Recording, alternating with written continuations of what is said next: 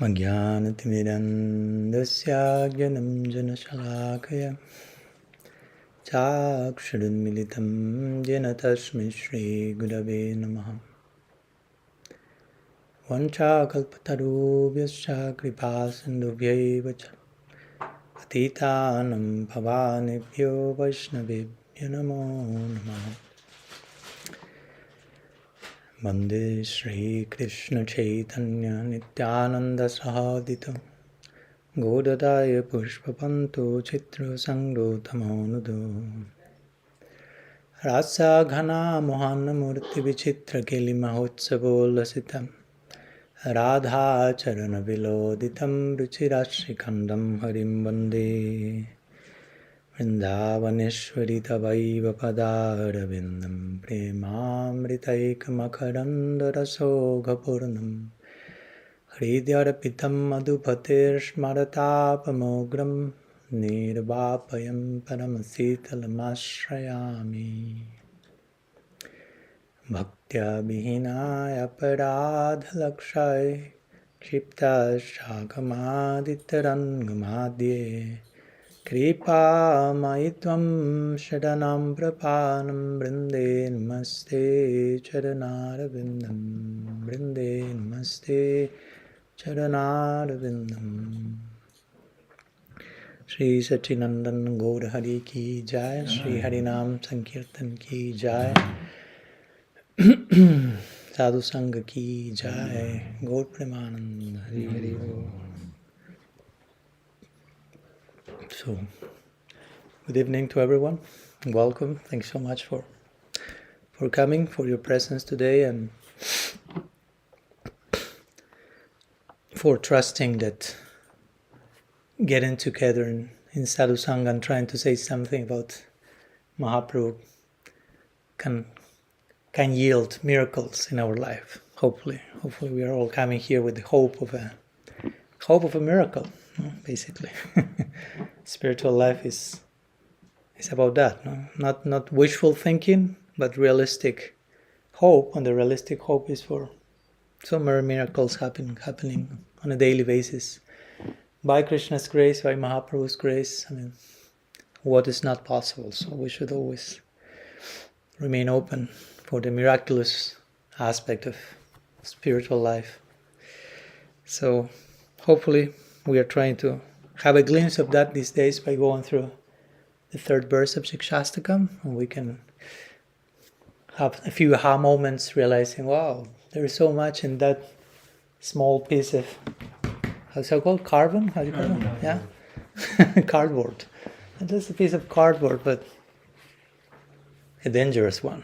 It has a few powerful lines that if we dive deep together, that can have the potential of transforming the way we relate to everything, transforming our identity, our conception of God, our way of connecting with everyone. So this is such a powerful instruction. The most important thing that Mahaprabhu said, the golden rule of the golden Lord, giving us a golden opportunity. So today we are in our fourth meeting. We are making 5 meetings to go through the third verse of Siksastakam. And still we will never do entire justice to all that is there. So 5 meetings is still like a joke in comparison to the endless depth and breadth and potential of this single instruction. But today is our fourth meeting where we will be studying the third line, amānīnā, mānadena. But before, a few words about what we saw yesterday. Second line, taro rapi sahishnona. For those who have not been here, and especially for those who have been here. So, of course, taro rapi sahishnona means basically try to be as tolerant or as enduring as the tree, here in our poetry as the ancient tree. So we have begun these days, by trying to analyze, first of all, before saying what's tolerance or what's humility or what's whatever, first we say, let's go to what healthy tolerance is not. Or what toxic tolerance is. So let's address the misconceptions about that and let's deconstruct them. Let's clear the field, so to say, before we go into the actual definition. So we went through that, and then we started to define the tolerance that Mahaprabhu is pointing here, the tolerance of a tree. A tree is not merely tolerating heat, snow, cold, and so many other things, access. But while tolerating, the tree is giving oxygen, giving shadow, giving fruit, giving shelter, giving. Bhaktivinoda Thakur will translate this second line as pure compassion free from envy.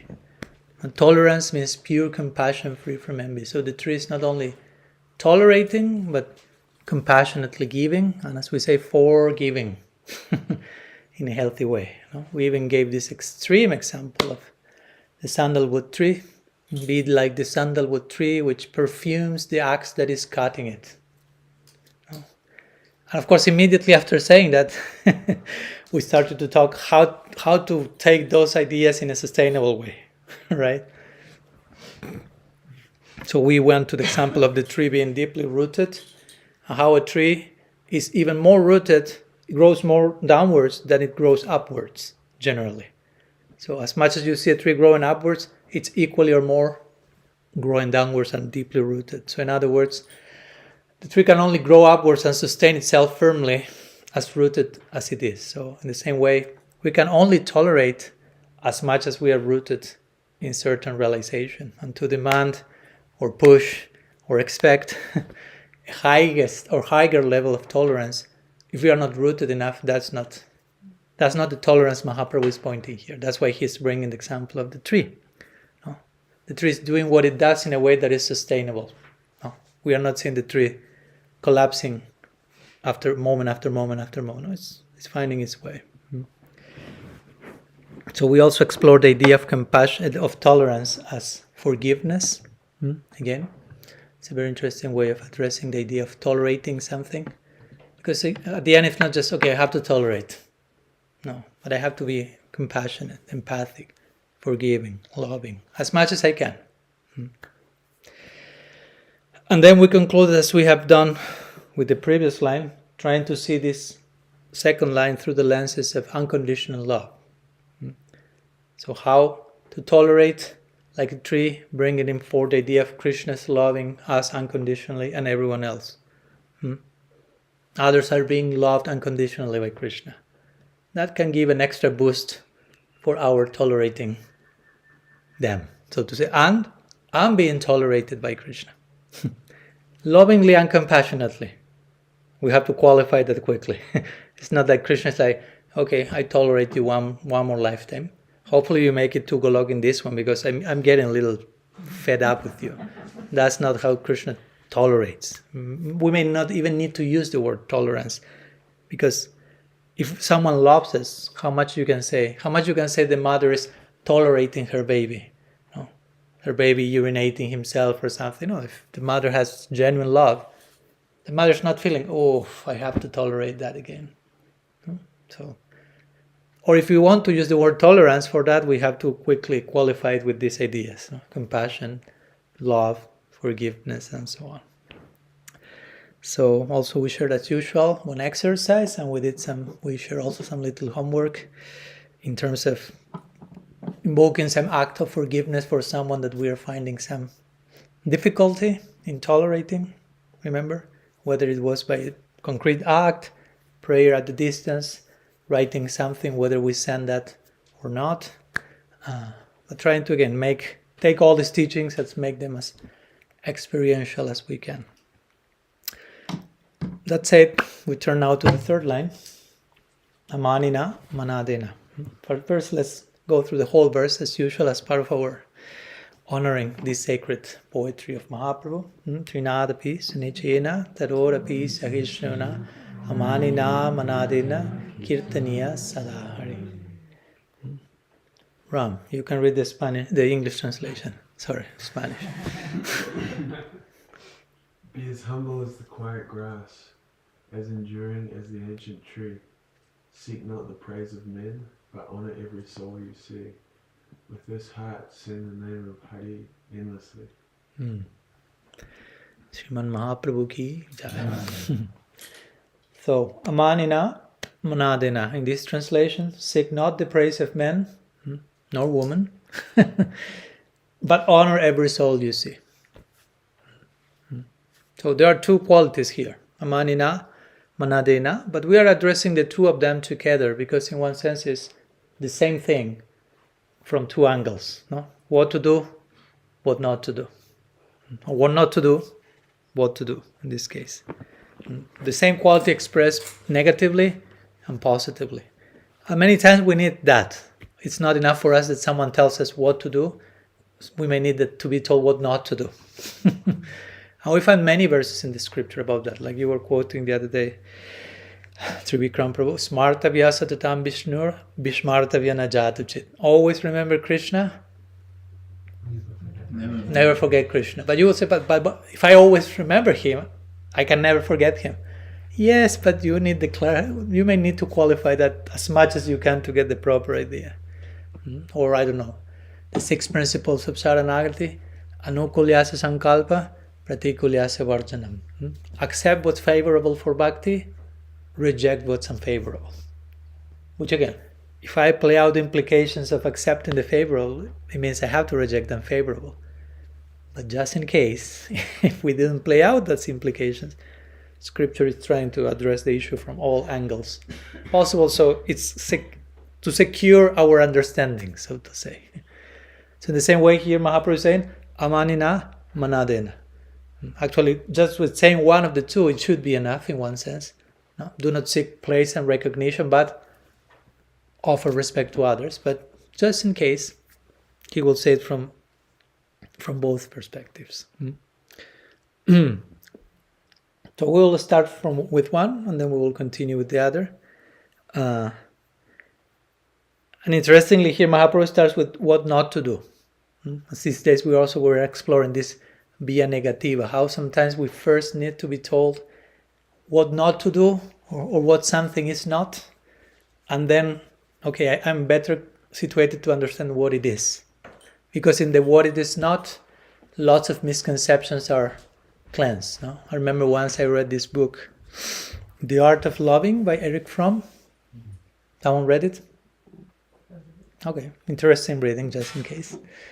The Art of Loving. So he analyzes, basically the whole book is about what's love. Very interesting. But the first chapter of the book is what love is not. So he goes one definition after another, and showing how this is not love. If you survive the first chapter, you are ready to get what love is not, because in one sense he's dethroning many of the usual ideas we have about love, and he's showing how unloving they are, basically. So he first does that part. What love is not? Okay, we have demystified false paradigms. Let's talk about what love is. No? So similar here, Mahaprabhu's starting with amānīnā, what not to do, and then what to do, mānadena. But let's explore them separately. So let's begin with amānīnā, which basically means seek in the translation, poetic translation, seek not the praise of men. Basically meaning, do not look for recognition. Positively, we can translate that as modesty or unpretentiousness. There are different words we can use. In one sense, we can use even the word selflessness in terms of letting go of personal ego, letting go of the need for recognition. But basically, amānīnā means that, not seeking praise, not seeking recognition. So, that said, I would like to hear you now. What an unhealthy version of this will look like. What healthy amānīnā is not. Sorry if I'm becoming too confused in this. So not seeking recognition. Okay, but a toxic version of that will be, I don't know, self-neglect, for example. in the name of not seeking recognition, I end up neglecting actual needs. You follow my point? Mm-hmm. So, you were saying, someone was saying something? Oh, just the same. Low self-esteem. Yeah. To not look after Yeah. yourself. Yeah. So ignoring again your needs, your boundaries, certain necessary boundaries, self-respect, self-worth, self-esteem. Yes. I think sometimes, because it's a real need to get sort of appreciation and acknowledgement from others. Mm-hmm. And if I sort of deny that, then I might end up going into unhealthy things to replace that. Yeah. Like, I don't know what people do instead, but all these addictions that people go to because they're trying to get something, but they're not actually recognizing what they need. Yeah. Yeah, similar thing. In the pursuit of healthy validation, we discourage people encouraging others in a culture which is kind of, centered around so-called watering the root, or all about just sacrificing your personal needs. Yeah. Also, what comes to mind will be, again, we cannot avoid touching upon the other qualities, but like false humility also, like pretending in the name of not seeking respect, so to say, pretending that I'm less capable of what I actually am, like a way of, no, I don't want to seek respect, so you try to push yourself down to a point that is unrealistic, so to say, right? And to tag onto that. Sorry? To tag onto what you're saying. Having a harsh nature, developing a harsh nature. Like. Harsh. Yeah. Like not being able to take maybe a compliment and like being like not friendly. Yeah. Yeah. And that connection comes, and that's a whole separate seminar we need, but our difficulty in receiving. No? Receiving compliment, receiving praise, because sometimes in the name of humility, we cancel all our receiving faculties and we just become a giving machine, so to say. And receiving is not legal, but that's not natural, right? Because the current of life is always reciprocal. So in the name of not seeking praise and recognition, I may be canceling genuine gifts that I need to honor, receive humbly, right? Nothing else? I'm just going to follow on that cancelling would be basically a loving exchange sometimes. One of the loving exchanges. Yeah. Appreciating one another, encouraging one another. Yeah. So somehow we are already pointing to what's a healthy definition of amānīnā, but what else can you say about that? What would be a healthy version of amānīnā, of not seeking praise and recognition? Sorry? I was going to say sorry. about what it's not. You boys, if you're raising your hand, I'm not saying it. I was going to say something first about what it's not. Yes. Which could be putting on a mask, pretending to be something I'm not. To impress. Yeah. Like not building, our identity on the admiration of others, something like that, right? Also, like public opinion should not define who we are. Let's put it that way. Especially in the age of social media nowadays, that's especially dangerous because most people their identity is based on how many likes they receive per day, right? If I have a good amount of likes, I'm a good person, I have good self-esteem. If somehow the average level of likes and comments is not my sense of identity is not boosted enough, and so it's very fragile because it depends on an algorithm, basically. So that's an important point, because when I hear we are talking about do not seek recognition, do not seek position, sometimes in Sanskrit we hear this word pratishtha, right? And there's this strong statement in the scriptures, say pratishtha sukharabhishta, which means the desire for position or recognition smells worse than the stool of a pig. Sorry, but that's example. And it is said that the pig eats stool. So what must be the pig's stool? But even worse than that is pratishta. So why I'm saying that, because sometimes with that type of imaginary and verses, we can, okay, if someone exhibits such a bad thing, including ourselves, we tend many times to not be very understanding and compassionate, but just, pratishta, that's the worst thing, and you're such a bad person. But generally behind someone who is trying to look for recognition, like impressing others, there is a very fragile soul that do not have a very strong self-image. So I constantly need everyone boosting my sense of self, because I cannot do it by myself. You follow my point? So when we can see that, we can see it with compassionate eyes. Mm-hmm. And that for me is an important point, because if not, we end up like stigmatizing not so much the anartha, but whomever has the anartha. And probably we are the first one to have the anartha. So how we are dealing with that. No? And for me, this criteria is very important to apply, not only with this recognition, position, but with any of these so-called anarthas we call, like, whatever. Anger and lust and greed and envy. And I will say that we have to go beyond that and contact always something in that person which is more fragile, broken, fearful, needy, so we can feel some compassion. Because behind all these symptoms, I will say anger, lust, greed, all that are symptoms of a needy, fragile, broken soul behind.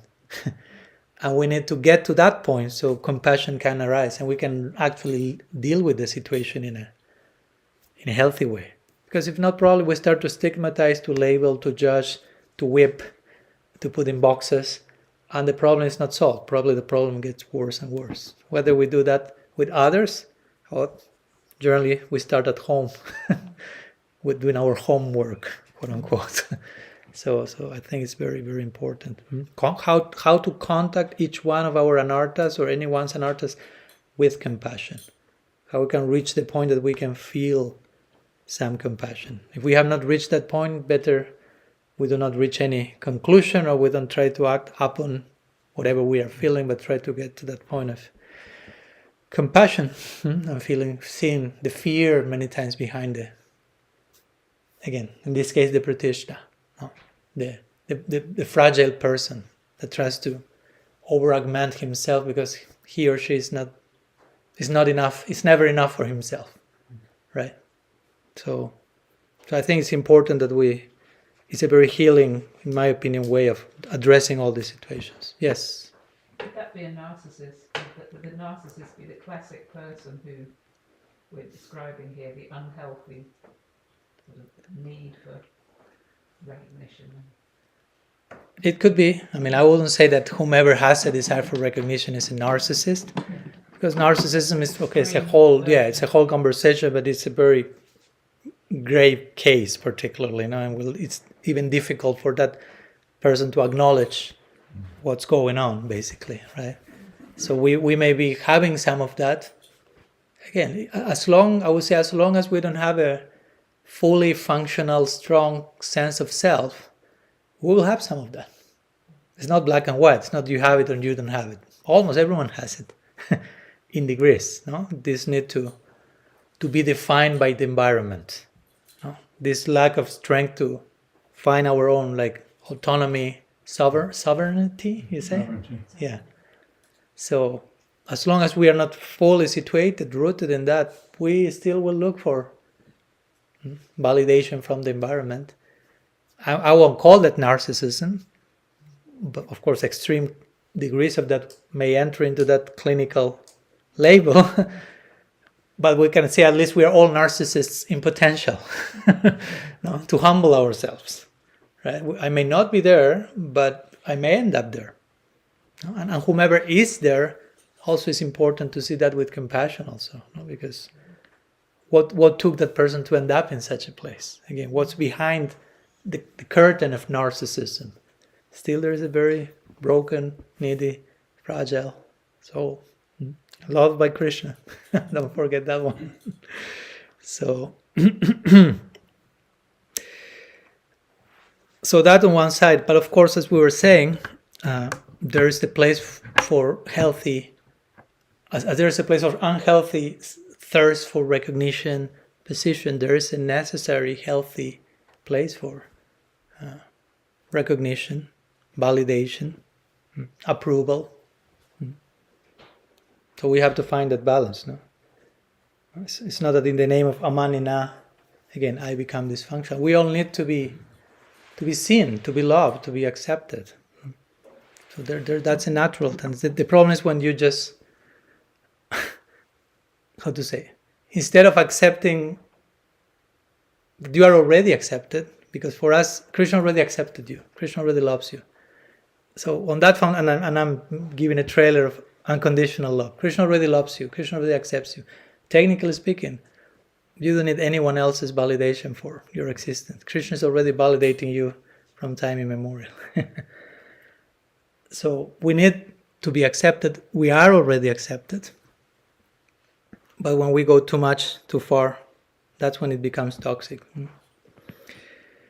But we need to be seen. Again, for a baby who, I don't know, whose parents neglected them, the baby doesn't feel seen. That person grows as an adult and many times is like trying to take the attention of everyone, probably because he was never seen. No? So many times we have these scenarios, and it's important for someone in that situation to acknowledge the root, no? From which place I have such a desperate need to be seen by everyone, and which is exhausting, and it seems that it's never enough for that person. No? So it's not that the person is bad, and the person probably is going through a torture.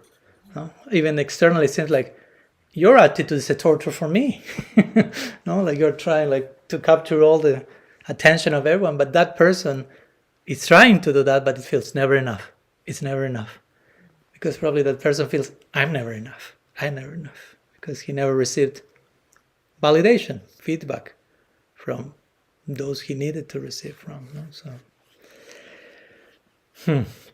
So anyhow, true humility in one sense doesn't mean denying our need for validation and approval of affection, but also understanding that our worth is not dependent on them.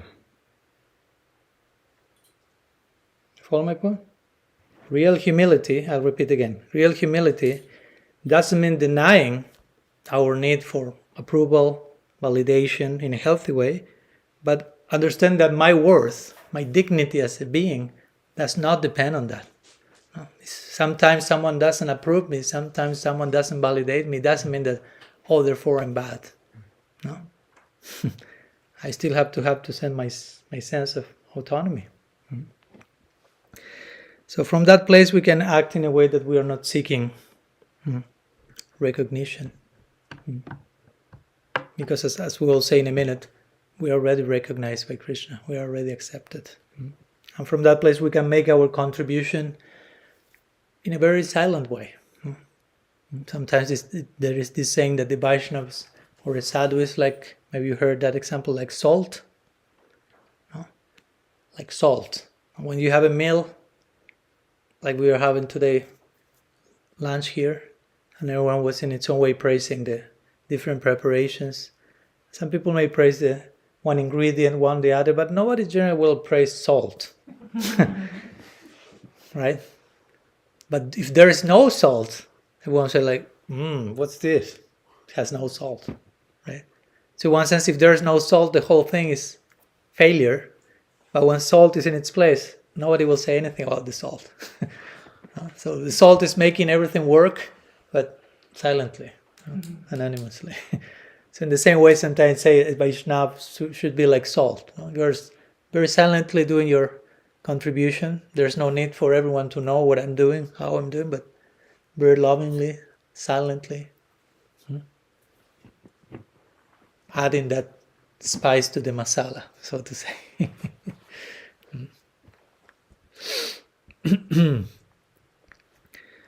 Let's conclude amānīnā before turning to mānadena, going through this idea of unconditional love. Considering that Krishna is loving us unconditionally, how that can help us to not seek praise or recognition. So I'll like to read 2 paragraphs from a forthcoming book I'm writing on unconditional love. It says, we are already loved infinitely by the most important of all beings. What greater honor could there be? God's unconditional love is the greatest gift, the greatest recognition, the greatest validation anyone could ever receive. And it is already being offered to everyone. Instead of defining ourselves by vox populi or the fleeting approval of others, we are invited to see ourselves through the divine voice, the vox Dei, that continually affirms our worth as Krishna's beloved. There is no need to seek honor from others when we have already been given the highest form of it.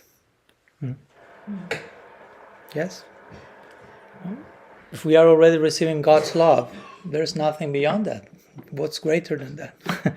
So the fact that we are seeking honor and recognition basically shows how unaware or distracted we are from the fact that you are already receiving the greatest gift. The moment you realize, I'm loved by Krishna infinitely, I mean, all these ideas of fame and honor and recognition is like pale in comparison, right? And one more paragraph to make full circle to what we shared a few minutes ago. However, not seeking honor from others does not mean abandoning self-love. In fact, it is both possible and necessary to love ourselves in a way that aligns with Sri Chaitanya's golden rule. If God loves me and I wish to love Him in return, I must also strive to love what He loves, which includes everyone, myself included. Building of this foundation, self-love becomes not only possible, but essential. It aligns seamlessly with the third quality of not seeking external praise and flows naturally into the fourth virtue of respecting others. So, this is very, very foundational in my opinion, this notion of, okay? Sorry. It's fine. He's seeking approval.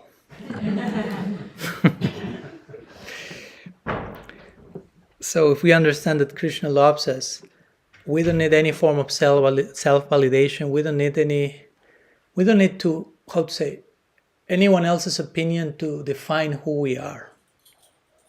Because that's a simple question, perennial question, who am I?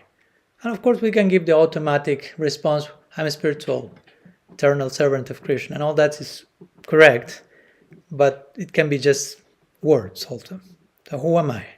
Now many times, how do we reply to that question to ourselves? Many times, who am I depends on what I do, right? According to how much I do, how much I can perform, how much I can produce, I am. If I fall sick for 2 weeks and I cannot move anything, I feel absolutely useless. I'm losing my identity because I need to act, perform, produce to be someone. So in that case, I'm not a human being, I'm a human doing. Right? My being is not enough. I need to do to be. But I already am. Right? It's not that I need to do to be something. I'm already something. Someone. So the doing should come as a result of what I am, not the other way around. The being should not come as a result of what I do. You follow the order of priorities. Yeah. Or sometimes we think, instead of I am what I do, I am what I have. So according to my possessions, what I think is mine, I am. So people try to have more and more as a way of expanding their sense of identity. Like extended ego, so to say. That's not correct also. No? We shouldn't reply to the word, who am I, for what I do. We should not reply to the question, who I am, for what I have. Sometimes we choose to reply, who am I, according to the other things of me. That's a dangerous one also. Especially, again, in the social media dynamics. Who am I? Whatever public opinion says today online. Oh, good luck with that. Or sometimes we think I am who I think I am. And that sometimes is the worst possible option. Because sometimes we don't think very positively about ourselves. And we define ourselves in very ungenerous ways. So maybe the most safe, unrealistic, and realistic way to reply to the question, who am I? Is, who am I in Krishna's eyes? That's the most accurate version of ourselves. How I'm being seen by God's love. That's me. In its most genuine form. I am the beloved of Krishna. That's who you are. But we need to then, act upon that and walk the talk. No? We may start saying that, but then we have to inhabit the concept. I am a beloved of Krishna. That's who I am. So from that place again, amānīnā dissolves. I don't need to seek recognition, to seek fame, to say, I'm receiving the love of Krishna. And on that basis, self-love. I can love myself in a healthy way. Not in a narcissistic way, not in a separatistic way, not like if I exist as an independent unit, but in the context of being loved by Krishna. Because if I want to love Krishna, what's the logic? If you want to love Krishna, as Srila Prabhupada would say, if you love me, love my dog. Right? So if you love me, you love whatever is related to me. So if you want to love Krishna, you have to love the things that are related to Krishna. And everything is related to Krishna. So that's a challenge, as we talk on day one. No? Loving Krishna entails loving everything. And loving everything entails loving myself. That's maybe the most challenging part of the whole equation. Because until I love myself, probably I won't be able to love anyone, including Krishna. We were talking about that yesterday with Sukha Baha in the podcast we did. That was an interesting aha moment for me. Because we say, okay, the goal of life is to love Krishna. But if I think that I'm crap, how I am projecting my own sense of self in relationship with Krishna? How healthy is my approach to him? From which place I'm trying to love him? Maybe from a place of deep emptiness and worthlessness. So how loving will be my approach to him? So maybe instead of first trying to love Krishna, I should try to love myself, knowing that Krishna is loving me. Probably for me, that's this healthy sequence. Krishna loves me, therefore I have to learn to love myself in that way, in that humbling way, and on that foundation of self-love, self-worth, I try to love Krishna back, and others by extension. Can I ask something Yes. about that? Yes. I'm just wondering how the concept of us as a part and parcel of Krishna, the spark of his splendor, as it were, relates to what you're saying. Mm-hmm. I'm sure it has a very strong relation, but I'd love to hear how you would relate it to what you're saying. Yeah. Yeah, I think we touched upon that in the first class. Of course, each one of us, the jiva, Krishna says in the Bhagavad Gita, Mama evam sajiva loke jiva bhuta sanatana. The soul is eternally, as you say, part and parcel of Krishna. So we're inseparable from Krishna. No? Everything is inseparable from Krishna. Nothing exists in its own independent orbit, so to say. Whatever exists, this carpet, this camera, everything and anything exists in relationship with Krishna. So reality is relational. Everything exists in relationship. So just to spend some minutes even with that notion, like we are all interconnected with the common center. In itself, that's very humbling. And that's very, like, at least for me, very grounding to just sit and say, okay, I'm connected with everything and everyone, with Krishna in the center. We are all revolving around this all-attractive axis. Now, naturally, it starts like to locate us in our position. And there's no need to seek for recognition, because already we have a position, already we have a place in the grand scheme of things. It's not that I'm thrown out of the game and I need to struggle to gain my place, to be someone. You already have a place. You are part and parcel of Krishna. You already are connected to Him. It's not that you even need to force that connection. The connection is already there. Now we need to act upon it, so to say. So, and again, from His side toward us, He already loves us. He's our unconditional friend, as we were saying today in the morning. So, Suhridam Sarvabhutanam. Krishna says in the Gita, I am the well-wishing friend of every living entity. So that's how He relates to everything and everyone. So acknowledging, okay, I'm part of Krishna and I want to love Krishna, but Krishna does not exist independently of everything else that is connected to Him. So loving Him implies loving everything else. No? And loving Him implies loving the things He loves also. And He loves everything and everyone, including me. So there is a place to love myself because somehow Krishna is loving me. No? There is this famous quote from this Christian saint, Saint John of the Cross. He will say, love what God sees in you. Love what God sees in you. In other words, God seeing something in you, and not something is in you for who you are, and He's loving that. So you should learn to love what He's loving. No? That's not so easy, right? Try to look at the mirror and say, I love myself. Probably the mirror was shattered. Try to say, I love myself unconditionally. Again, not in a narcissistic way, not in a complacent way, like, I am so unique and special and I'm the center of the universe, I'm in love with myself. I'm not saying that. From a very humbling, moving place, like, I love myself.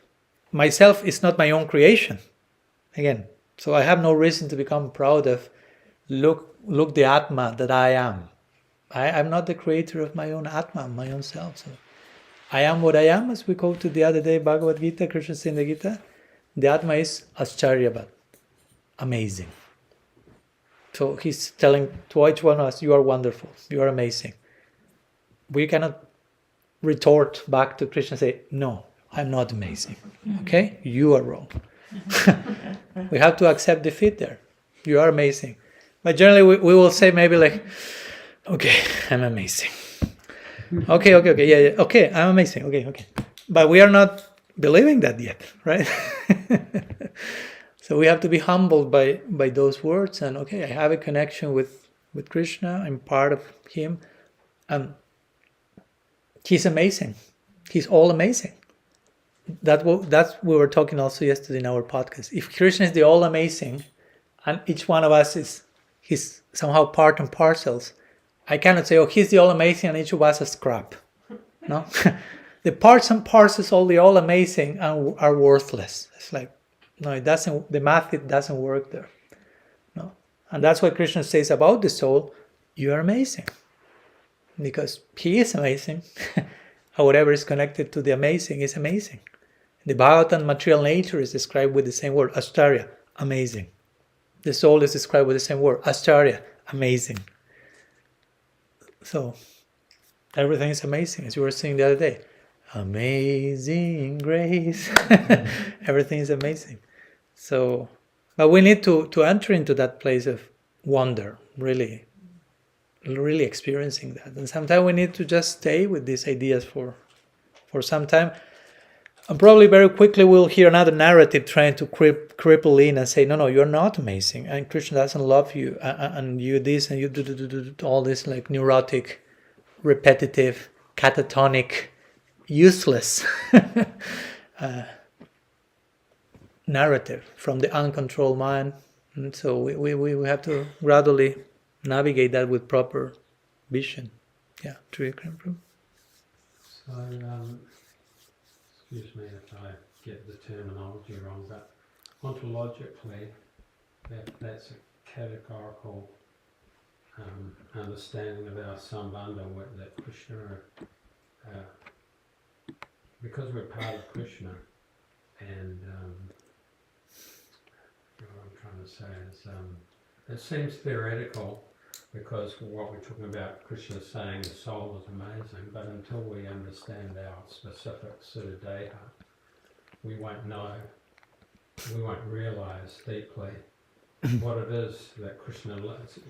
See what it is in you that Krishna loves. You're saying it's John of Cross, right? But what that thing is. Yeah. Because we're mostly identifying, or I'm mostly identifying as the false self, basically, the false ego. So it's hard to, in theory, you can accept, Krishna loves me, but I don't really know what he loves because I haven't realised. We're just understanding in generalised categorical terms that the soul is amazing, like every other soul, but each soul's uniquely different, obviously, and specifically has a relationship with Krishna in which he loves that specific, those specific qualities. So how do we have to wait till we have our Siddha Deha revealed to us, or is it you have to read my first book for that. Reassuring ourselves in theory that Krishna loves us and that we should just accept that as a given principle. And I think mostly the devotees will accept that as a given principle, but to install that deeply in your psyche that I have this relationship with Krishna that's very specific, and I know what it is, and therefore it's easier to have a faith in yourself because you know. Yeah, there are a few topics there. One is, I will say, depending the case, but in some cases I know that for some devotees, this idea that Krishna loves you is not that common. And probably for many years, the opposite was the narrative. So for some of those cases, you may need to, in theory, repeat that over and over again to counteract the narrative that has become ingrained in the other direction. But that also becomes part of your practice. In theory, in one sense, I'm not fully there yet, but if I try to honestly enter there and pray and open myself to the concept that Krishna loves me, I can also have an experience of that. And also I will say, if we look back in our lives, we all have different ways of realizing how Krishna loves us. So it's not that I have zero realization in that realm. There is experience, but we have also to, again, be skillful in connecting with that and connecting the dots. And for some people, and I met many devotees who told me, Maharaj, yes, after listening that Krishna loves me, part of my sadhana became on a daily basis for some minutes sitting and just repeating that to me. Krishna loves me, I'm loved by Krishna. And entering into that space. What does it feel to be loved by Krishna? And when Krishna says the soul is amazing, I'm not limiting that to just the Siddha Deha and your ultimate identity in the Lila. No? Just the soul. Of course, when we say the soul, there's a tricky thing. You cannot separate the soul from its potential. No? Because we are Tatastha Shakti, but the soul has potential to become something. So when Krishna speaks about who we are, he's simultaneously considering all that we can be. And of course, when he says you are amazing, you means you who you are now and all that you can be. Einstein will say the same thing. When you analyze something, you have to analyze that thing plus its potential. You cannot just analyze something from what it is, but from all its possibilities. So when Krishna had a glimpse of that, so to say, or more than a glimpse, wow, amazing, right? And the rest is us playing out our potential. We as a jiva, we have a potential in bhakti, a potential to relate to Krishna in a certain particular way. And also it's up to us to decide that. You know what's my stance on this topic? I wrote my first book about it. So we are given by Krishna the freedom to choose how we want to relate to him. That's at least my view. Because love is voluntary. So Krishna is giving us the freedom. how you want to love me. No? And according to how we approach him in love, he will reciprocate accordingly. And so on and so forth. Right? So we are already doing that. I mean, engaging in sadhana bhakti with introspection, with proper guidance, with proper concepts is what takes us to eventually realize all that. You use the word sambandha. Sambandha is the foundation of the practice, right? Abhideya is the practice. But sambandha is the conceptual orientation that guides the practice. Having the right ideas to engage in practice. Sambandha means relationship also. So having the right sense of relationship. Again, if I think Krishna doesn't like me, that's wrong sambandha. And if you engage in practice with that wrong sambandha, that's wrong abhideya, and then comes wrong prayojan.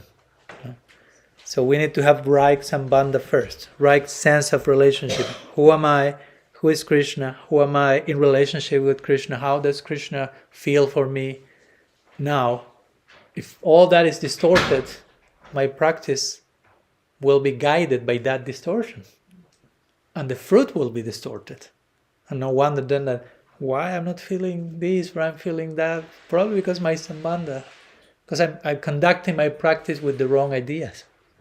And again, an idea is an idea, it's a concept, but it guides my actions. Whatever actions we take in life, generally are guided by some idea, by some concept. And then we act upon them. So that's why it's so important to have sambandha first in place.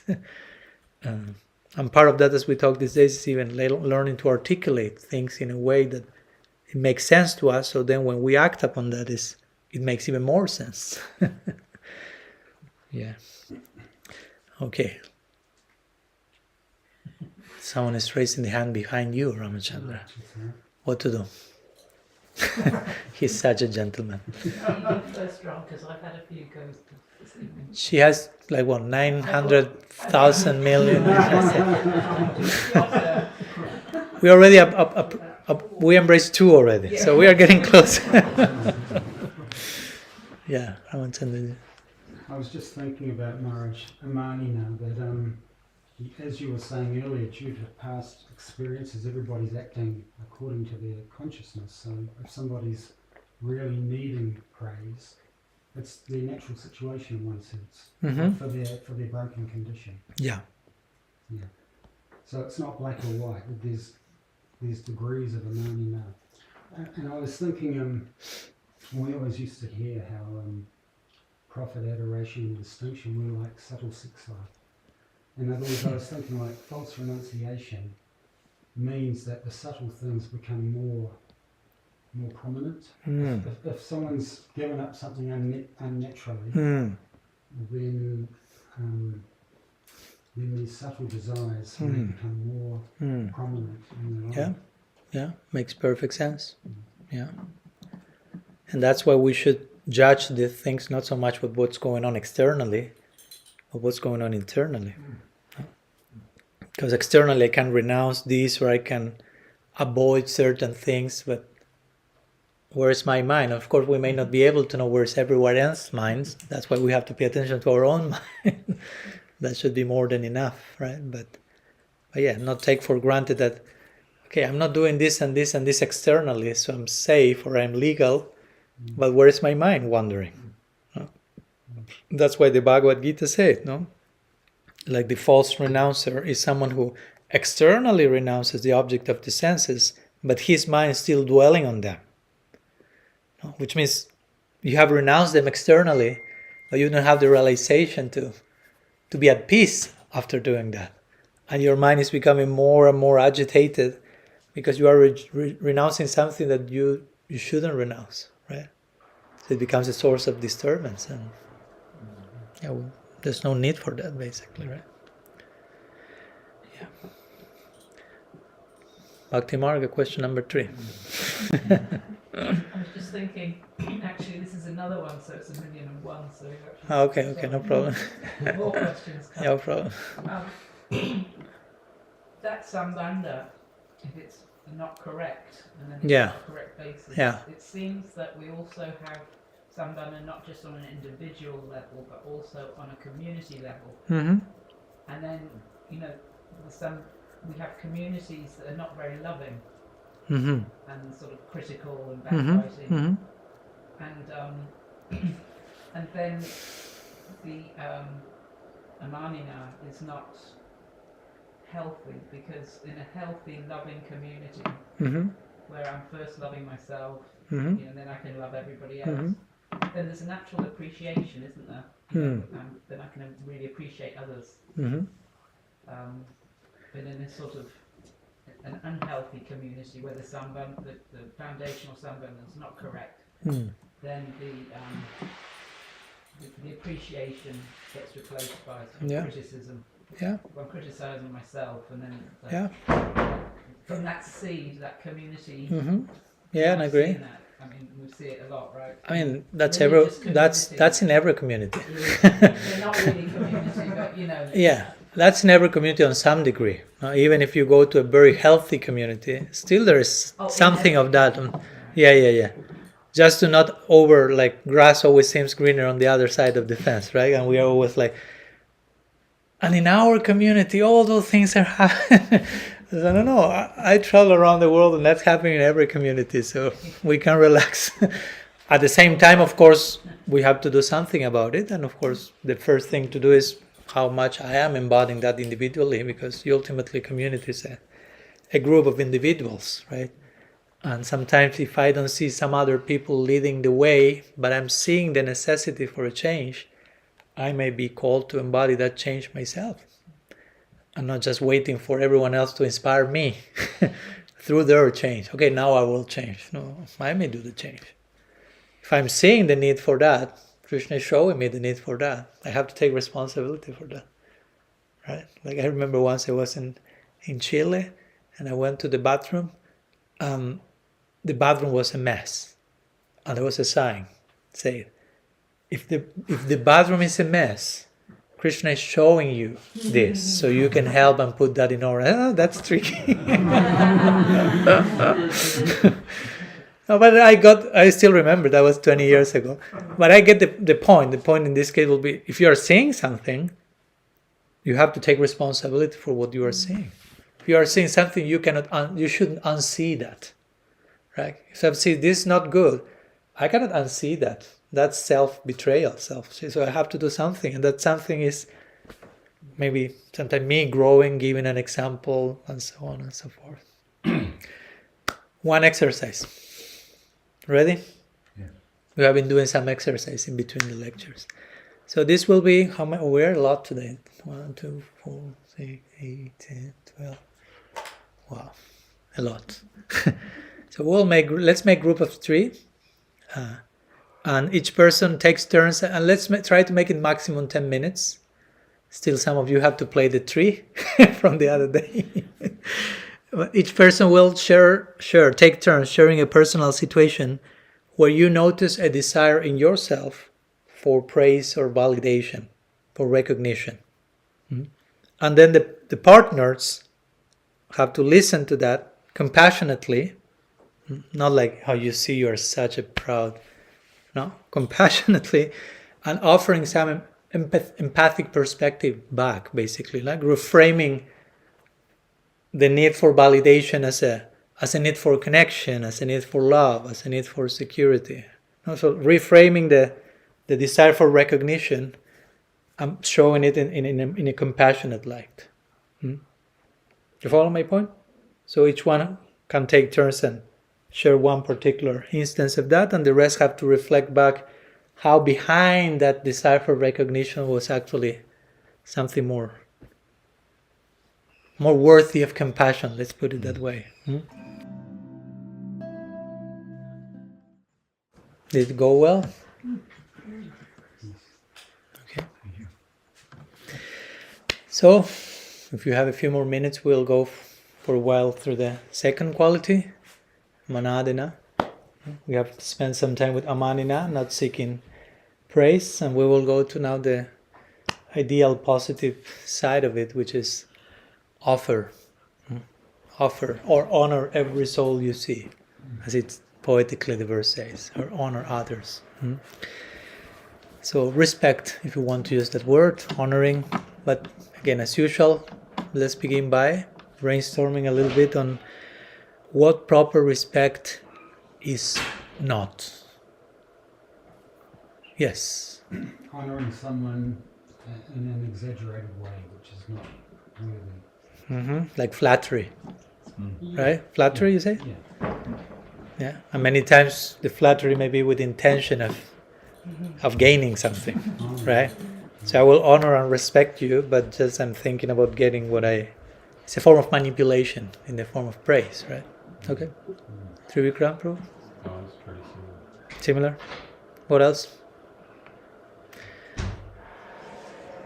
Fear-based, like compliance, no? Like respect out of fear, intimidation, fear of rejection, fear of punishment. So I end up respecting, showing some form of respect, but just to not be chastised or just to be part, as a means of social validation, if you will, right? Like wanting to be in the in crowd, because this person is respected by everyone else. If I don't, then That's I'm out. Yeah.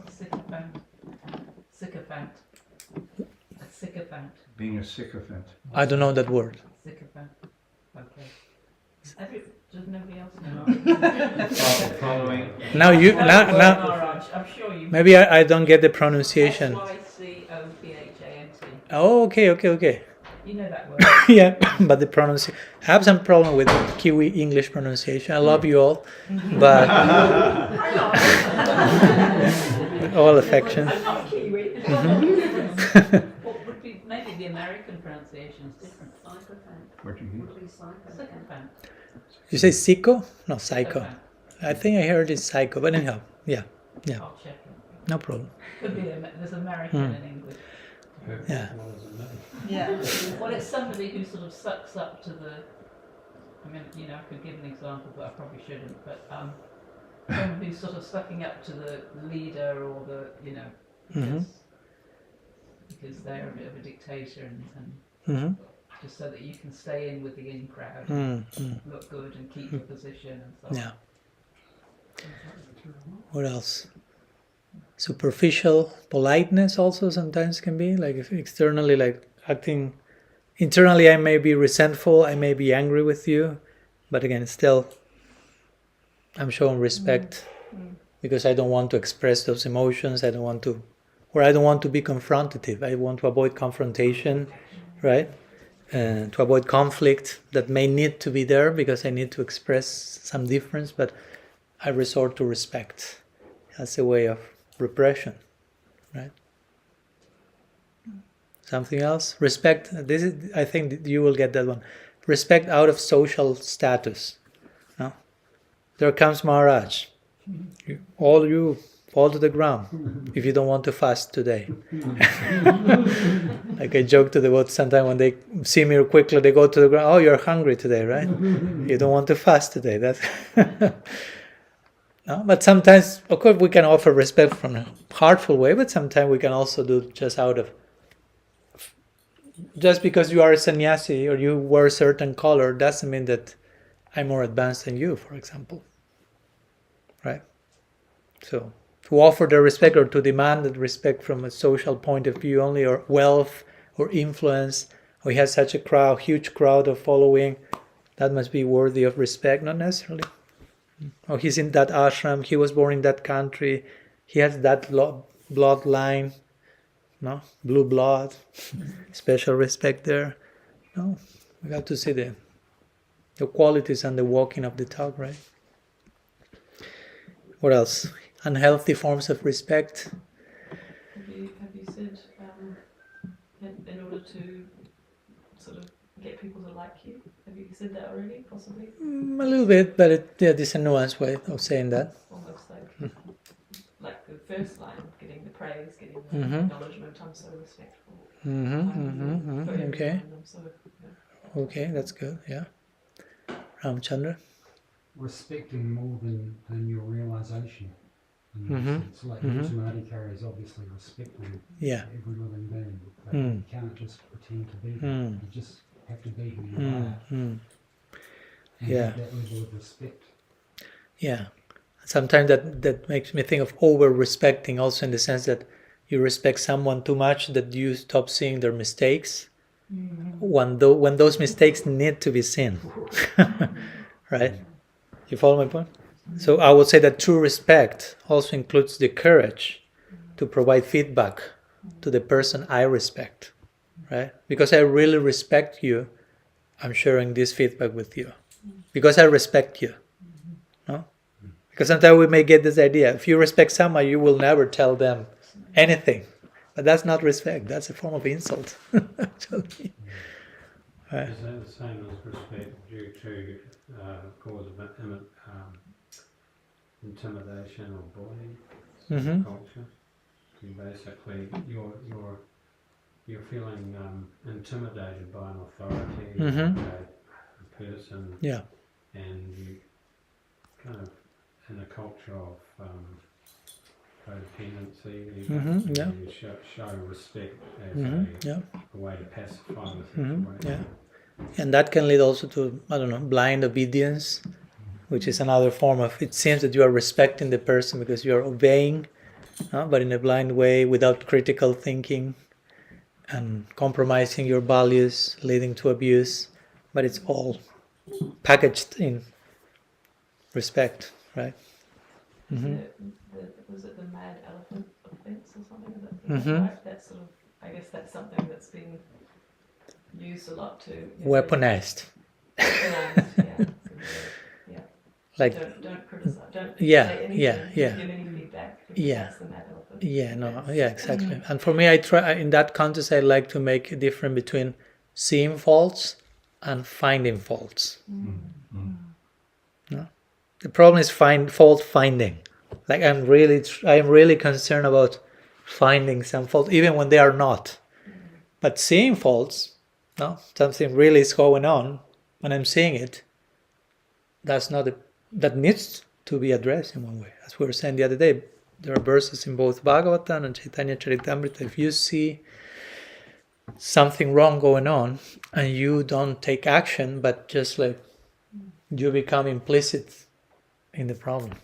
The Bhagavatam is not saying, don't be offensive, don't do anything. It's saying, become involved in one way or another, because you are seeing it. Again, if you are seeing it, my seeing it is committing me to do something, right? So anyhow, some thoughts about what healthy respect is not. Could it also be, Maharaj, that if I don't respect my own realization or my gut feeling about something, what's quite clear, I suppress that. I disrespect my own truth. My own experience. This is something important also. It's a whole, again, long conversation, but both Krishna in the Bhagavad Gita, 2nd verse, 9th chapter, he said, Pratyaksha avagamam dharmyam susukham kartumabhya. He said, this bhakti, Pratyaksha avagamam, is understood by personal experience. In other words, there's place for your personal experience. You have to validate that. It's not like what you experience doesn't matter. You have just to listen what others tell you and that's it. No, you have to, at the end of the day, it's all about what you're experiencing. Right? Sanatana Goswami says the same. Of all ways of realizing the truth, Pratyaksha is the highest. Of course, we go to Shabda, to the text, to the Guru, to the sadhus, but we need to have an experience of all that. If I'm not having a healthy, positive experience with the scripture, with the sadhus, probably I won't accept them, because my experience is dictating me something different. So ultimately we have to trust our experience. No. We cannot just live through anyone else's experience, right? I was interested to read Srila Prabhupada when he was asking his disciples, how do we prove that Krishna is the Supreme Personality of Godhead? And they gave all these answers, but he actually quoted that verse and said, no, you should actually be able to, people asking you should be able to say by personal. Export your personal experience, so exactly that. It reminds me when someone asked from Prabhupada work, we go to Carl Jung, and someone asked Carl Jung, do you believe in God? And he said, no, I know he exists, he said. So he shifted the reply from believing, having some mental conviction, to having personal experience. Like if someone asks me, do you believe in Guru Bani's existence? And I don't need to say, yes, I believe in that. I will say, oh, I met her. Yeah. I know she exists. I don't need to say, I believe she exists. You follow the difference? So that means I had a personal experience of that on one level or another. So that's self-revealing, so to say. And that's real faith. Real faith means, some theologians will translate faith as trust based on experience. The trust that comes from an undeniable experience. The experience was so clear and undeniable that naturally I trust that because it's undeniable. I don't need to believe in that. It was undeniable. So anyhow, we went through a few unhealthy ways of respect. Many of them are way more transactional. Like, okay, I'm respectful, so I receive what I want, or I'm respectful, so I'm not chastised. So many times we resort to respect to avoid something, to gain something, but all that is more transactional than the transformational. I like to use those two words, because again, spiritual life should be transformational, not transactional. It's not some business we are doing, but something that we open our hearts. So real respect, as we will see, is something that should come from an experience, from a transformed heart. So the respect that Mahaprabhu is inviting here to embrace, respect everyone, should be like a very natural consequence, something like irresistible. Like it's a natural conclusion. I choose to do that. Not so much like because of fear, because of what I can gain, because of this. And where to begin with that, as we're talking? Well, of course we can respect the qualities that different people have, but sometimes comes the thing, well, what if someone doesn't show that many qualities? What to respect there? Mahaprabhu is mandating that we respect everyone. Well, again, Krishna is in everyone's heart. Foundationally, you can honor that. The presence of God in every heart, even in every atom, we could say. So that's one point to begin. Every body is a temple of Krishna, because Krishna is in the heart. No matter how dirty the temple is, in other words, how bad we use this body, this mind, Krishna is in the heart. As I said the other day, Krishna didn't leave a note saying, I'm fed up with you as Paramatma, find another Paramatma, goodbye. He's still there. So that makes the whole thing a temple. So he's dwelling everywhere.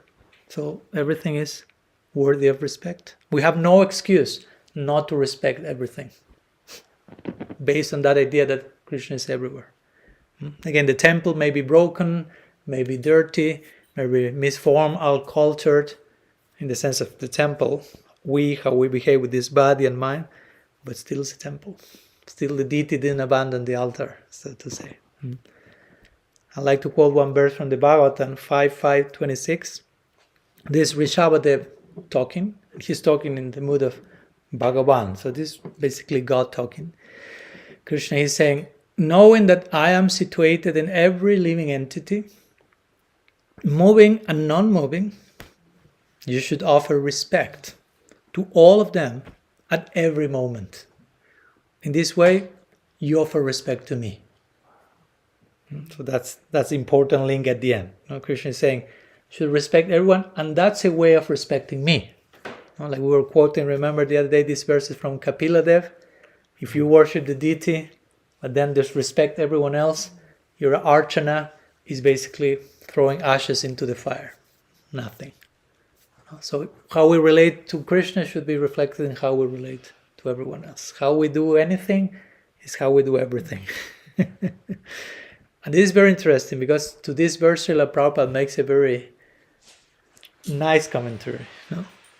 He's saying, the Supreme Lord is situated everywhere, and wherever he is situated is his temple. The Supreme Lord is situated everywhere, and wherever he is situated, which is everywhere, is his temple. So that's how he puts it. In other words, everywhere is Krishna's temple. again, as we're talking today, Kanishta, Madhyam, the Kanishta may think, okay, the temple is the official building that was inaugurated and I have to go to the temple or I have to go to church for Mass every Sunday. But when you grow in your vision of reality, you realize, oh, God is everywhere and everywhere is the temple. It's not that with this I'm saying you don't need to go to the temple, but in one sense you are always in the temple. If you have the vision. If you don't have the vision, you may need to go to a temple to be reminded of the sacred space, God's presence. But hopefully when you leave the building, you can carry with you that experience and you can see, oh, God is not only there. God is not only in the altar. No, that's the vision of the Kanishta is Krishna is in the altar. Or a Kanishta will think Krishna is in my altar. Probably not in yours. But in my altar, he is there. That's a super neophyte. A more advanced neophyte is in my altar and in yours as well. I'm being more generous now. It's in your altar. Okay, I allow that to happen. But then you start to realize, oh, it's not only in the altar, it's in the heart of the devotees, it's in the heart of every living being. And when you grow even more, it's like, there's not a place he's not. That was Prahlad Maharaj's realization, no? When Hiranyakashipu, his father, wanted to kill him, and at one point says, I'm about to kill you. Will your God protect you? Where is he? No? And of course, Hiranyakashipu says, I don't see him anywhere.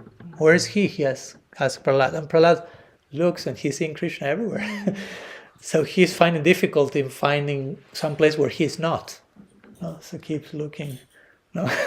Hiranyakashipu may think, oh, he's not finding Krishna, so I'm not finding Krishna. But Prahlad is trying to not find Krishna, but he's, as we were saying, the gopis try to forget Krishna. I cannot. So Prahlad is trying to find, where's your Krishna? He's like, where is he not? That's the vision of the highest devotee. Right? So because of all this, mānadena, we are invited to offer respect to everything and everyone. There's a nice verse from the Bhagavatam I like to quote, which is more specific. 11th canto, chapter 29, verse 16, Uddhava Gita. It says, Krishna is talking to Uddhava, and there are many verses like this in the Bhagavatam. Disregarding the ridicule of one's companions. Try to imagine, you are with your gang of friends outside, and you will see why the verse starts like this. Disregarding the ridicule of one's companions, one should give up the bodily conception and its accompanying embarrassment. One should offer obeisances before all, even the dogs, outcasts, cows, and asses, falling flat upon the ground like a rod. Of course, it's a way of making a point, right? In practical terms, you cannot spend your whole life on the floor offering dadava to every dog and pet and animal, but it's making a point, right? So you shouldn't be ashamed of doing that ultimately, because Krishna is there. Krishna is in the heart of everyone. The Gita say the same, right? Vidya vinaya sampane brahmaniga vihashtini sunichaiva swapakkecha pandita sama darshinaha. What's a pandit? Pandit is not someone who knows lots of stuff. Pandita sama darshinaha. He speaks about darshan, about vision. Not only about knowing and opening the mouth, but about having realization, which takes me to see with equal eyes what? A Brahmin, a cow, a dog eater. The Pandit, the real seer, the cultured seer, sees beyond all these designations and sees God in everyone's heart. Offer prayer. That's the vision of the highest devotee. And someone may say, well, Maharaj, nice, but I'm not the highest devotee. I'm not there. So I cannot imitate that. Of course, we cannot imitate that, but we should bear in mind, okay, that's how reality looks like. From the real perspective, you have clear eyes. That's how reality looks like. Everything is worthy of respect. I'm not saying that, but I know that that's how reality should be looked upon, ideally. That's how. So I have to strive to attain that vision through my practice at present. So So basically, mānadena implies whatever exists is valuable. Whatever exists is intrinsically worthy of respect, basically. Anything. A blade of grass. Again, Mahaprabhu is using it as a guru. There's one interesting line in Bhagavatamrita. Sanatana Goswami says, he says, perfection can be attained by honoring even a blade of grass properly. He says, if you learn to relate to a blade of grass, you're going to attain perfection. Because relating to a blade of grass is relating to a blade of grass in connection to Krishna. Because the blade of grass doesn't exist by itself. If I really learn how to relate to a blade of grass, all perfection is there waiting for me in that blade of grass. That's Sanatana Goswami in Bhagavatamrita. You can attain all perfection, but remaining aware of the connection of that blade of grass or anything. The blade of grass is just an example of its connection with Bhagavan. So it's all about learning to see, as you can see. Learning, developing a new vision, changing our angle of view. As Srila Siddhar Maharaj will say once. I always quote this and I will quote it again now. Once one devotee asked Srila Siddhar Maharaj, Gurudev, can you give me some service? And the devotee was thinking, okay, Gurudev will tell me, I don't know, wash some pots, make some chapatis, clean the cow dung, go and distribute some books, go and chant some rounds. But he was asking Srila Siddhar Maharaj. So he would have had to fasten his seatbelt before asking the questions. So he asked, can you give me some service? Srila Siddhar Maharaj replied, change your angle of vision. Change your angle of vision. Learn to see things differently. That's the service he gave. He gave him service for his whole life, for eternity. No? Or also the implication is, if you change your angle of vision, you won't even ask for service, because the only thing you will see will be service opportunities. If you change your angle of vision, there's nothing but service. Another way of reading that, right?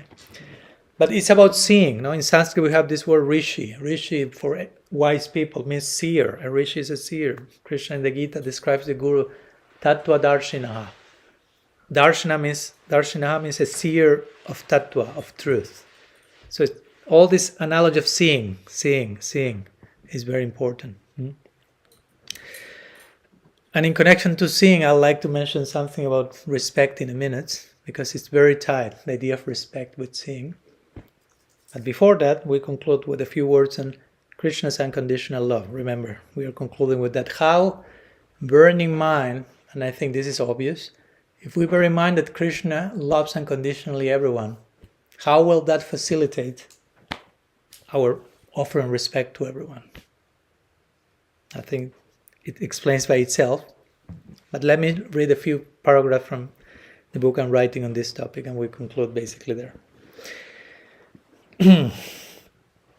To truly honor every being, we must first recognize why they deserve honor, leading us to the most transforming realization. We are to honor everyone because they are loved unconditionally by Krishna. I honor each of you because you are a sacred vessel of God's boundless affection.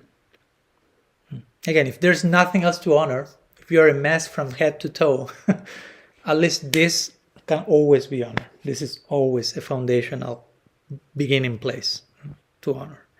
While we are also invited to respect everyone because of the fact that God is present within them, the key here is to understand how God is present in everyone. He dwells in everyone, loving each being infinitely. So it's not just that, okay, I honor you because Krishna is there. But it's not that Krishna is there just like passively, like floating there, like, I'm here, yeah. But he's there loving everyone unconditionally. So I'm honoring that. Ultimately, that's the deepest reason we are to respect both God and others. And now comes the interesting idea between respect and seeing. By respect, however, we are not referring to mere formalities or superficial gestures of deference. In fact, the term respect originates from the Latin re, which means again or anew, and specere, which means to look. So respect means to look again or to look anew. Thus, true respect involves seeing others with fresh eyes, viewing them in new, expansive ways. As we grow in our love for God, this love naturally extends to everything where God resides, which is everywhere. In essence, we are called to love everything, not merely respect it. As we don't plan to merely respect God. Right? This fourth attribute, mānadena, therefore, calls us to respect everyone, to look anew, embracing all of existence as the beloved of God. A perspective that is surely anew for most of us. So everything is to be honored and respected because you are loved by Krishna. And loving everything is the highest form of respect. Ultimately, and we don't want just to respect. Okay, I respect you, I respect Krishna. I want to love Krishna, and I want to become a lover of everything. So that's the ultimate form of respect, right? Love. So, but I like this root definition of respect, res specere. If I respect you means I'm looking you with fresh eyes. I'm giving me and you another chance. Of becoming more, of being different, of changing, of progressing. I'm not putting you in a box and labeling you, closing the box forever. That's who you are. That's not respectful at all. So the very nature of respect implies a constant openness to rediscover, to see things from new perspectives. Again, seeing, changing our angle of vision. So. Yeah, all of that and more is entailed by this word mānadena that Mahaprabhu is inviting us to embrace. Honor every soul you see. Everything you see, respect it. Allow yourself to look at that from a fresh perspective. Don't be so sure that you already know what you are seeing, understand it. It can always be something else. It can always be something more, including yourself. Because again, many times we have our own ideas about us. Yeah, I am this, this. Case closed. No. There's unlimited potential. Okay. Trivikram Prabhu, you were raising your hand. I was just to add on, it's just exactly what you were saying about the Lord sees the potential of what we can become. So that's kind of connected with that, isn't it? To be able to always see that. That's how respectful Krishna is. Right? The potential, which means it's always there, isn't it? It's always increasing the potential. Yeah. And even if we at times may use our potential in bad ways, because we have an ever evolving potential, but it can be ever devolving if we use it negatively, but still there's always the chance of re-expressing that potential in the highest possible way. So Krishna is always, hoping against hope that we'll do it. He's trying, as we say, not just hoping, but from his part trying to make as much arrangement as possible to facilitate our situation, our best possible choice, considering where we are. Yeah. Gurvani, yes. That just reminds me of I think when I was 16 at high school or something, I had to read the book The Great Gatsby. Okay. And there was one quote in there that stuck with me for the rest of my life, that reserving judgment is a matter of infinite hope. Again? Reserving judgment. Reserving judgment is a matter of infinite hope. That by not kind of putting people in the box, like you said, you're always allowing people to surprise you, which is part of that respect, like me looking at the situation, allowing a person to be able to change. Yeah, thank you. Reminds me what I shared today about the quote that I heard yesterday from a friend. She said, "Curiosity is the cure for judgmentalism." It's another way of saying basically what you said, right? So yeah. I have one more thought. We Yes. were talking about the opposite of honouring everyone. What stops us from honouring everyone? I can't remember exactly. But Okay. I was just thinking that the etiquette, can you use the example or the concept of if you actually really respect someone, then out of respect you will maybe raise a point, something that you're not comfortable with. But I have experienced that can be a culture in the devotee community because there's an etiquette that you can't raise that, that you can't say, hey, look, I'm not comfortable with this because that person is of a senior, in this hierarchical. I will raise a point to that situation myself. Yeah. Yeah, I get the point. I know, and that's another word, as it was being mentioned a few minutes ago, that the idea of Vaishnava apparat sometimes is weaponized to basically cancel critical thinking and paralyze and create fear and intimidation, because you better don't think, don't say, don't do, follow the three monkeys, because it can be apparat everywhere, and if that happens, the worst will happen, and you don't want the worst to happen, right? So at that point we are like frozen. So in the same way that apparat is used in that way, sometimes the concept, maybe slightly less, but the concept of Vaishnava etiquette sometimes is brought like in that context, right? But what Vaishnava etiquette is not like diplomacy, right? It's not like learned to be superficially kind and don't say anything.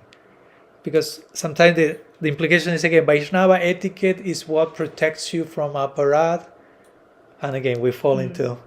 So that means don't say anything. But Vaishnava etiquette is proper. The right word, the Sanskrit word is maryada for Vaishnava etiquette, maryada.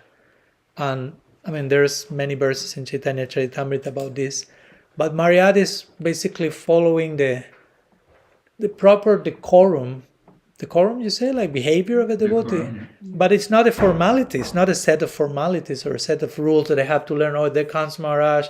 I have to offer obeisances heading to this east direction. And I don't want to step into the shadow of whomever is coming. I mean, those are more like technicalities, but the real spirit of Vaishnava etiquette is a set of recommendations that foster love and intimacy. So there's place for me offering critical feedback to someone in a way that fosters love and intimacy. I mean, there should be place for that. Because if not, we are depriving. If one says, I don't know, maybe some of you will like to criticize me, hopefully, so I become a little bit sobered and grounded. Don't feel forced to have something to criticize, but if that happens, the door is open. That homework, Mara. That's yeah. Thank you. Great. Tomorrow you all come with your and someone may think, oh no, but he's Maharaj. He's senior, whatever, in ashram, in something, so I cannot tell anything. So the question is, so who tells me something? No. Of course, you can say, well, some of your seniors or someone, okay, but what if you have a valid point and someone else is not seeing that point? I need to hear your point. I mean, I need it. So if you are telling that, first of all, I should, as a quote-unquote senior, I'm not saying I'm a senior, but I should, if I'm a real senior, will be benefited by constructive criticism. We'll be praying for that. So one doesn't get too entangled in thinking I'm a senior. So I need constructive criticism to keep me grounded in reality. So if someone has that valid point, no, it shouldn't matter whether it's my guru, whether it's a newcomer who came 5 minutes ago, whether it's my grandmother. That's secondary. If it's valid, it's valid. I shouldn't judge the vessel, right? That should be the substantial appreciation. If it's coming from someone whomever it is, that's it, no? I don't know, Mahaprabhu, when he once went to the bathroom, he wanted to go to the bathroom and he couldn't stop chanting Hare Krishna. You know the story. And he was trying to stop chanting in the bathroom. And Gopal Guru was there. No? Well, I mean, he was named after this, Gopal Guru, Swami eventually. And he said, why you are trying, he was a boy, no, a kid. He was seeing Mahaprabhu trying to stop chanting before entering the bathroom. And the boy asked Mahaprabhu, like, what are you doing? Like a boy, what are you doing? No, I'm trying to stop chanting because if I chant in the bathroom, that may be an offense because of this, of that. And the boy said, no, the nature of the name of Krishna, it won't get polluted anywhere, but it will purify whatever it is chanted, even in the bathroom. So Mahaprabhu heard that and say, wow, he's my guru. And from that on, he called him Gopal Guru. So you are my guru. He didn't say, oh, this is a child, nonsense. I'm Mahaprabhu, I'm sannyasi. A child cannot teach me. No, if it comes from wherever it comes. When Mahaprabhu was taking darshan of Jagannath, and this lady from Puri wants to have darshan, but Mahaprabhu is in front, he's considerably tall, and the lady just jumps on the shoulders of Mahaprabhu, which is scandalous for the social sensibilities of the time. A lady like climbing on a sannyasi. It's like, what's that? Right? And all the associates of Mahaprabhu were like in alarm, right? Mahaprabhu was in ecstasy. He was not even realizing that he had someone on his shoulders. No? And eventually he realized that his disciples are taking the lady down and like, what are you doing? And Mahaprabhu was like seeing us, like, he says, wow, I wish I had the longing that she had. Because she was willing to transgress the etiquette for love of Krishna. Like implying, if you are willing to transgress the etiquette for love, that shows the purpose of the etiquette, which was love. Once you are in love, the rules, as we talk today, are fulfilled. In other words, the purpose of the etiquette should be love. And Rupa Goswami says, Priti Lakshanam, love in exchange between devotees. One of them is Guhyama Keti Prichati. I reveal my mind, I open my heart in confidence, and I receive your heart in confidence. So if you criticize me, and if you are junior and I'm senior, but if it comes from a place of genuine opening your heart when criticizing me, I have to open my heart to receive your open heart. No? It comes in the form of criticism, constructive criticism, but I should see it's not criticism, it's your open heart coming to me. So, of course, I know that many people will say, no, that's senior, you're senior, you cannot say, but that's not correct with all respect. That's not healthy for the seniors. No? And if you're really senior, really elder, you're willing to hold yourself accountable to anyone. If you made a mistake and you're willing to learn from everyone. If you're really senior, here you have the example of someone really senior. Just looking at the grass and saying, wow, that grass is teaching me humility. Mahaprabhu is not saying grass, I'm senior. What the grass has to tell me. Again, it's this extreme example. God on one side, grass on the other. And God is learning from the grass. God is finding guru in the grass. God is finding guru in the tree. So none of us is God. So as senior as I may be, I have to minimum follow Mahaprabhu's example, learning from the grass, and what to speak of other people who is offering genuine feedback, observations. Yeah. Okay.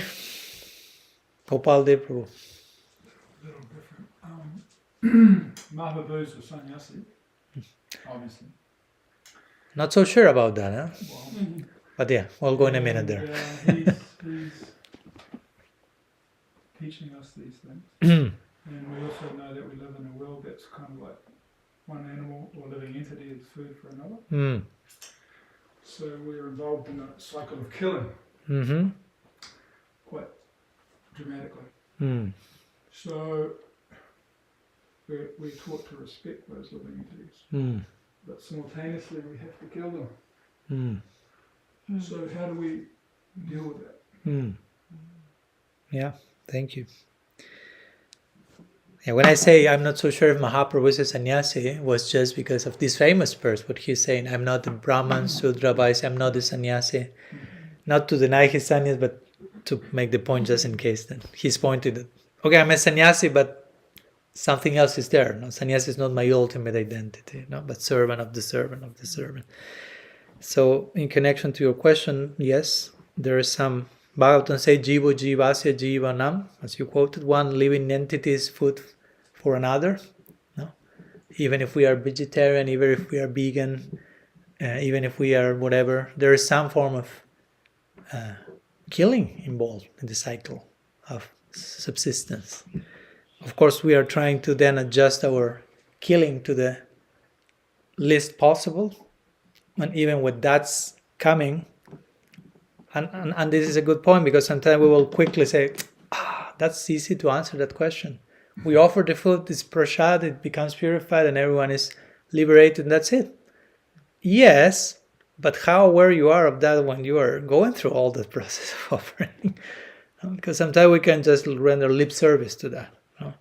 Or like sometimes they would tell me, no, I eat milk products because by doing that I'm liberating all the cows by offering that milk to Krishna. But first of all, how much capacity you have to invoke that liberation for another? And second, are you really honest about that, or you're just finding the ideal excuse to eat as much pizza as you can, right? Because that can be the case also. No, that can be the case. So all this I'm saying is, which is my integrity, which is my sincerity, from which place I'm really doing that. So yes, I think about other traditions or native cultures that are not vegetarian, but sometimes the way they kill animals ritualistically, in one sense, is how to say, you can see that, I mean, I'm not saying let's do that, but I'm saying the way they really do it with awareness of what they are doing, sometimes it has more awareness than how we may offer casually some vegetables to Krishna. You follow my point? Again, I'm not saying let's eat meat and do it in that way. I'm just saying let's even learn from that and acknowledge in a humble way, okay, I want to honor everyone. I want to honor everything. Even the plant I'm cutting, the vegetable I'm taking from the garden, from the fruit I'm taking from the tree. In some cases, there is killing involved. Again, it's not that plant life is not dying. And sometimes you can argue, of course, but animals suffer more than plants. And we can say that, but at one point we will say, we don't know. Okay, plants are not screaming like the animals in the slaughterhouse. I get that, but that doesn't mean that internally there's no some experience of that. Of course, we have our own philosophy, and we will try to say, according to the scripture, plants, the consciousness in plants is not us, conscious, present, and there won't be that much suffering. But yeah, even if you are talking with someone outside of our tradition, probably you kind of bring that argument. You kind of just say, my Srimad Bhagavatam says. You have to be able to talk about this from more general level. So yeah, I will say that still when we are killing, in so many ways killing, again, sometimes killing inadvertently, we're walking. Now the Bhagavatam mentions these different ways of killing when you are, sweeping or cleaning and walking, even breathing. Sometimes breathing just is killing, right? So, not to go neurotic about it. I'm such a serial killer on a daily basis by mere walking. Yeah, whatever. Yeah, but trying to, on some level, to remain aware of each other's existence and trying to honor that, to be back to this verse and to justify if I'm killing somebody else to remain myself alive, how I'm justifying my own existence on the basis of killing others. I have to live a life that somehow justifies my killing others, so to say. You follow my point. I'm not saying become a serial killer and then justify that, but I'm saying it's almost impossible to avoid all forms of killing So I will try to do as least as possible, and then I will try to live because I'm the alive one. Everyone else is dead now. I've killed them for me to be alive. So what I'm doing with this life that is based on the killing of the... If you play out all this, you don't go neurotic, hopefully, but you become very humble and hopefully very responsible of trying to live a very deep, respectful, humble, serious life. Basically, you end up embracing this verse and making it your golden rule. So, yeah. Thank you for the question, yeah. You're on Youngie, I think, had a question. Oh, sorry. Krishna. Previously you mentioned Prahlad Maharaj and his father, and Prahlad Maharaj has a certain vision when he's looking for Krishna, and Hiranyakashipu is not seeing that same vision. So with our conditioned perspective, how is it one to not put that preconceived from our conditioning onto others when we see them maybe behaving in certain ways and how we might interpret it, and also when someone can offer some constructive criticism to help you advance, and or not see it in a way that they're dragging you down or seeing your faults and like that. So just because of how we may be conditioned to see things, Yeah. Well, it's not easy. That's the first thing I will say, because also it depends of where we are, in which situation we are, right? If we are in a certain level of realization, sometimes we have not much capacity to get benefit from other people's criticism, unfortunately. Let's be honest. In some stage, there's people who won't take any form of advice, feedback, criticism. It's all personal. They're taking all personal. So, and we may be that person. I'm not saying it's always someone else, or we may have that on some level. No? So and that's part of the journey, and we should be compassionate when we see that also, again, in us or in others, like understanding, okay, there's a huge level of conditioning there, and behind that, again, lots of fear, lots of unresolved stuff that makes that person taking everything personal, being in such a overreactive way, which means very afraid. So I have to see that with compassion, and because of compassion, I may stop insisting in trying to tell that person something, because that won't be compassionate. I'm making that person freak out more and more the more I try to provide feedback. And the same with us. If someone offers us criticism, of course, sometimes the criticism is not constructive. Sometimes, to be honest, and people will just throw stuff that is not even real. So sometimes you have to be online dynamics nowadays, people accusing you of things you never do. So what to do with that? If someone writes a whole thing and you did that and you didn't do that, to be humble doesn't mean to say, okay, yes, I did that.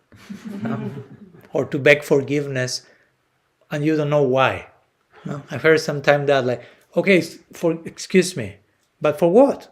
I don't know, but just in case I apologize. But that's not forgiveness. You don't even know what you're apologizing. So yeah, sometimes we need to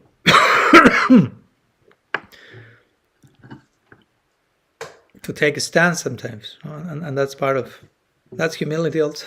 Right? Remember, humility meant to submit to the truth, right? That's real humility. I incline toward the truth. So whatever that happens to be, that's my duty. And I think it's important to reach that point. It's not easy, but to reach that point where we don't take things personally. That's such a relief when you get to that point. By Krishna's grace, I've had some glimpses of that by force of circumstance, because it was like, whether I go beyond that, because if I take this personally, I go crazy. Certain things that are being said about me and that I know they are not true, but if I take them personally, it's like, it's hell. You enter into a whole world and so the force of circumstance, I was pushed beyond the taking it personal. It's like, ooh, wow, you can live without taking things personally. It's possible. There's life over here, right? There's real life over here. Wow.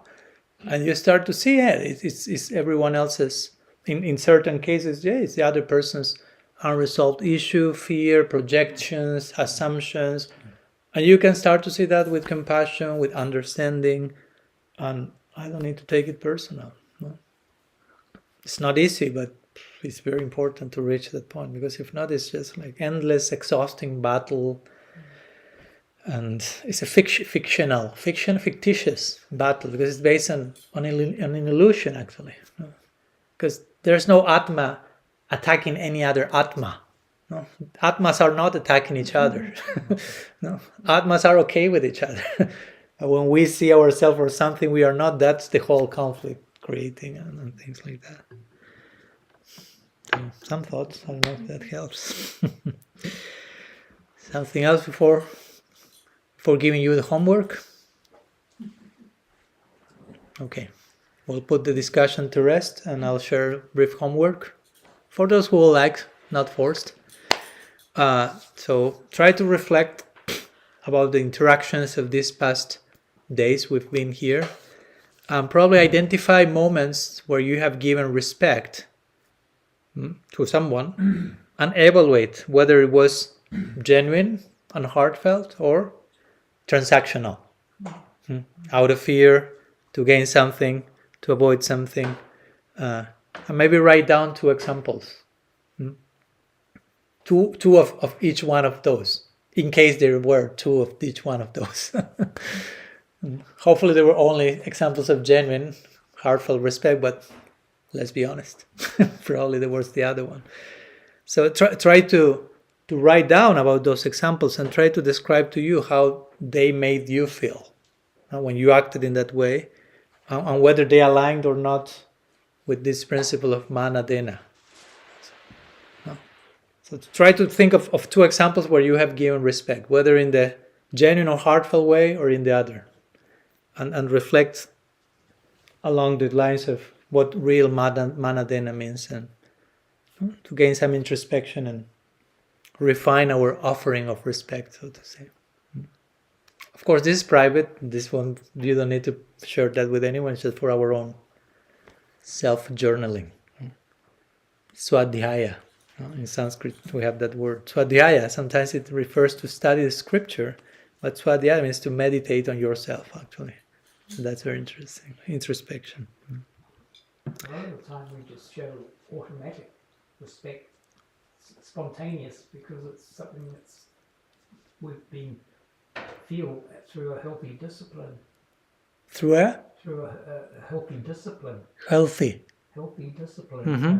Healthy discipline, showing automatic, spontaneous respect. It's like it flows out because it comes from a healthy place. Okay, that's great. As long as it comes from a healthy place, that's the important point. Yeah. But of course, part of the exercise is, try to see if there was another instance where respect came from another place, and in that case, why that came from there, and trying to redeem that, so the next time we can choose to respect from a healthy place more and more. Yeah. Okay, so we'll put the discussion to rest today here, and tomorrow we have our last meeting in the evening. We'll be going through the last line of this verse, Kirtaniya Sadahari. So tomorrow in the evening here. Tomorrow in the morning we don't have meeting, because I have a weekly Q&A that I do, Q&E, quests and explorations, as I like to call it, online, that we do weekly with our online community worldwide. But if you want and you have time, you're invited to join. Online will be in that case. I'll be in my room, but you can be in your room. I think Ramachandra sent the link or has the link, or you can ask him the link in that case. It will be at 8 in the morning. And it's the same dynamics that we have had these days with the questions and answers. And we do that weekly. So also, besides tomorrow, if you would like to join some other weekend, it will be every Sunday, 8 a.m. New Zealand time. before I came to New Zealand, as I say, it was like 3 a.m. New Zealand time. And Bhadra was the only one waking up for that. She deserves a prize for that. And when I came to New Zealand, I adjusted because I was not willing to wake up at 3 a.m. So we made it 8 a.m. And now we'll keep that after I leave New Zealand, trying to make it Kiwi user friendly. So you are invited if you want, of course, but hopefully that part of the intention of keeping that time is for those of you in this side of the planet who will like to participate. I think it will be a nice way of also continuing in touch. And of course, if you have any questions, she has a lot. We'll try to keep up once in a week. Rest of my life. Sriman Mahaprabhu ki jai, Sri Siksastakam ki jai, Harinam Sankirtan ki jai, Sadhu Sangha ki jai, Gaur Premanand Haribo, Vancha Kalpataru Vishya Nipa Sindhu Bhyayam Cha Patitanam Pavanebhyo Vaishnavebhyo Namo.